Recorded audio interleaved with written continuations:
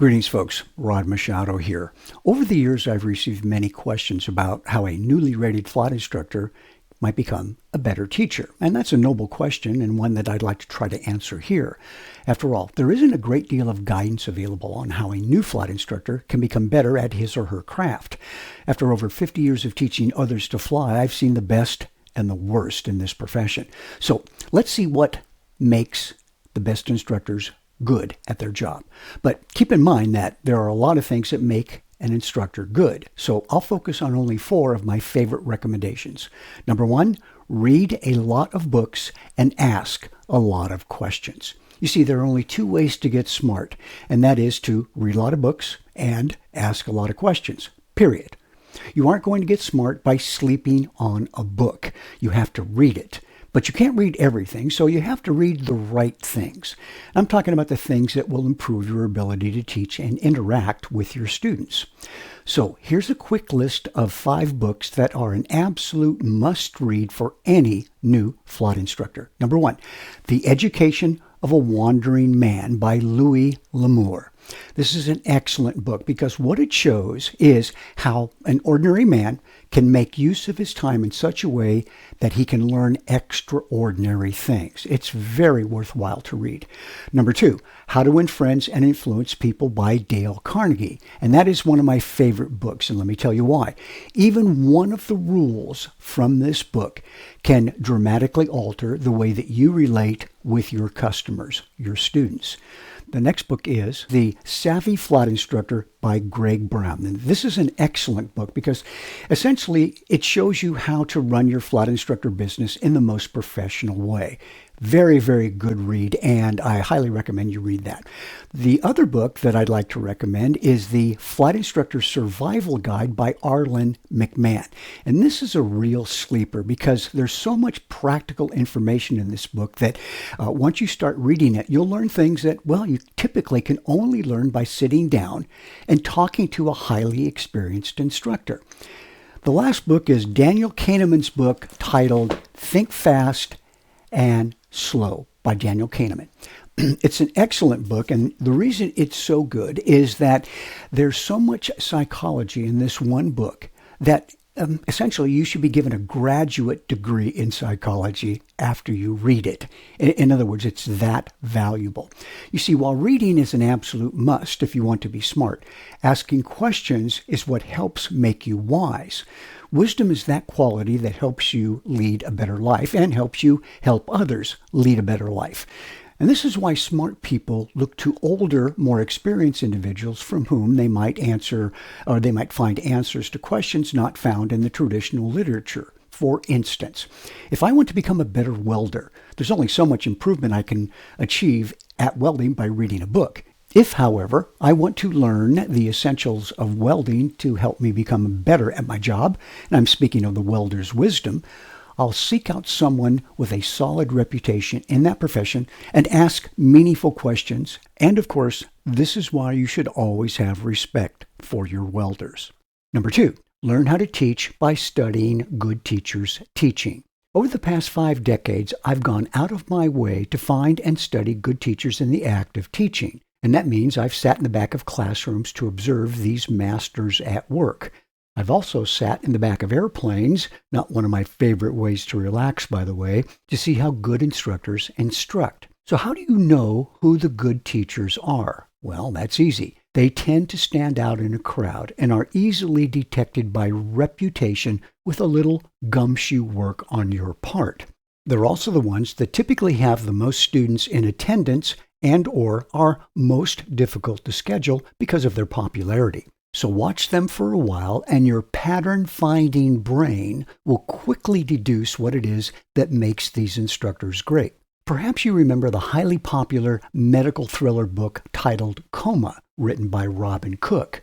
You should know that this was his first dramatic fiction book, and it was a huge success. You see, it turns out that Robin Cook took 10 years of New York Times best-selling fiction books and read 100 of them, and analyzed how those authors engaged readers. He used those insights to write his first fiction book, which was a mega success. I did the same thing 35 years ago when I wanted to write books and articles. I studied some of the most famous aviation columnists from the past 50 years, and I'm speaking of Richard Bach, Len Morgan, Frank Kingston Smith, Gordon Baxter, Barry Schiff, and so on. And I studied them to find out what made their writing great. And I found 5 distinct qualities associated with their writings and used those things to develop my own writing style. In today's world, you don't have to travel at all to watch good teachers teach. All you have to do is visit YouTube and watch outstanding teachers in action. For instance, pull up any video of Richard Feynman explaining any concept whatsoever. Even if you don't initially understand the concept, it's fascinating watching him weave stories with facts and use the building blocks of knowledge to help his students learn. Here's a quick example of Richard Feynman in action. Was having considerable difficulty with his algebra and had a tutor, Chem. And I was allowed to sit in the corner while the tutor would try to teach my cousin algebra. And so problems like 2x plus, I said to my cousin that, I said, what are you trying to do? You know, I hear him talking about x. He said, well, you know, 2x plus 7 is equal to 15, he said, and you're trying to find out what x is. I said, you mean 4? He says, yeah, but you did it with arithmetic. You have to do it by algebra. And that's why my cousin was never able to do algebra, because he didn't understand how he was supposed to do it. There was no way. I learned algebra, fortunately, by not going to school, by knowing the whole idea was to find out what x was, and it didn't make any difference how you did it. There's no such a thing as you don't do it by arithmetic, you do it by algebra. That was a false thing that they had invented in school. 3. Talk less, teach more. Most flight instructors talk more than needed to efficiently change their students' behavior during flight instruction. The problem with unnecessary talking is that it's distracting and detracts from the learning experience. So, riddle me this. What is the opposite of teaching? It must be not explaining, or purposely confusing you, or not allowing you to understand what's happening, and so on. All of those things fall under the rubric of magic. That's right. The opposite of teaching is what the magician does. In other words, the magician does magic. The magician's objective is to distract you so that you don't understand what is being presented to you. For instance, if I perform the coin trick known as the French drop, I purposely cause your eyes to move in the direction of the hand that doesn't contain the coin. That's distraction. It turns out that instead of teaching, instructors who talk unnecessarily in the cockpit are doing what the magicians do, and that is keeping their students from understanding what they're trying to learn. In other words, they distract them so that they can't understand what they're trying to learn. A few years ago, a friend of mine and his fellow instructor were involved in providing pre-solo instruction in J3 Cubs to high school students.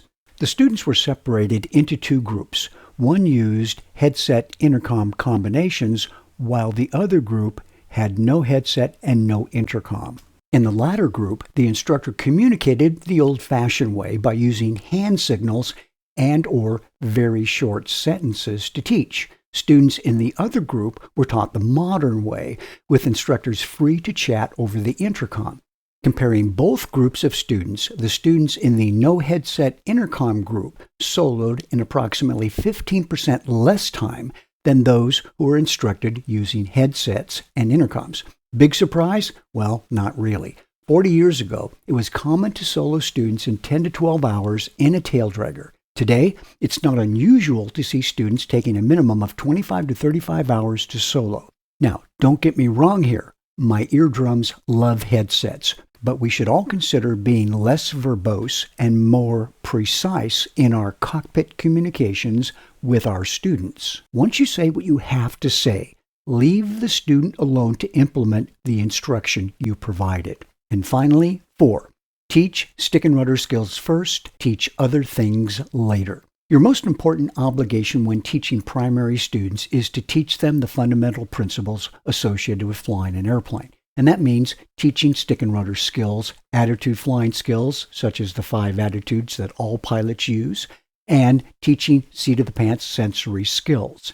Instead, many of today's primary students are taught in technically advanced airplanes having sophisticated autopilots and panel-spanning glass displays, where the initial emphasis is on mastering cockpit equipment rather than mastering the use of the flight controls. For this reason, among others, many pilots, including many instructors, are afraid to fly their airplanes. Yep, they haven't learned the fundamental basics of flying an airplane, and therefore, when they're aloft, they just don't feel confident in their ability to predict what the airplane will do in various flight conditions. I see this quite often when giving flight reviews when I cover the airspeed indicator on the downwind leg and ask the student to make a normal landing. I was in the traffic pattern one time at John Wayne Airport with a student when I heard the pilot ahead of me declare an emergency because his airspeed indicator failed. Really?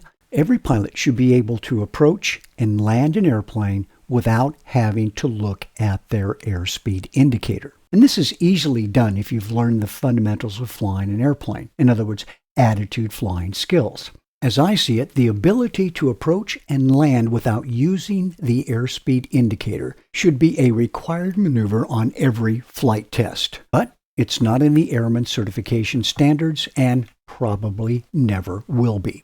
Ultimately, this means using a good stick and rudder flight training syllabus. The problem is that most primary syllabi are so bloated with irrelevant items that they collapse under their own weight, meaning that they don't focus on the basics of mastering airplane control.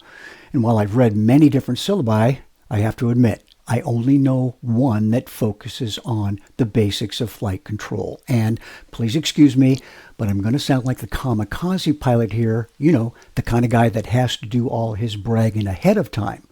I'm speaking of the syllabus that I wrote called the Stick and Rudder Flight Training Syllabus, and it's free. And you can get it by visiting my website at rodmachado.com. You see, there are many more ideas to discuss here, but these are the 4 most important ones that can help you become a better instructor. If you want to learn more about how you might present information more efficiently, then please watch my video titled The 5-Step Teaching Process. If you want to pass your IFR knowledge exam or your private pilot knowledge exam, then check out my 50-hour and or 40-hour Instrument Pilot eGround School or Private Pilot eGround School, respectively.